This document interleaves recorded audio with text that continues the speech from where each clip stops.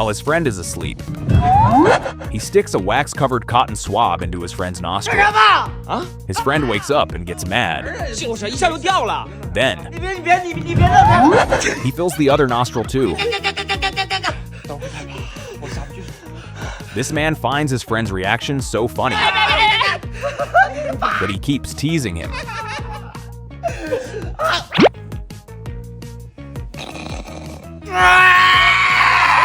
His panicked friend starts running away to protect his other nostril. However, in the end, he gets caught. Then suddenly, the man also ends up in the same situation. They finally both agree to pull them out for each other. But then...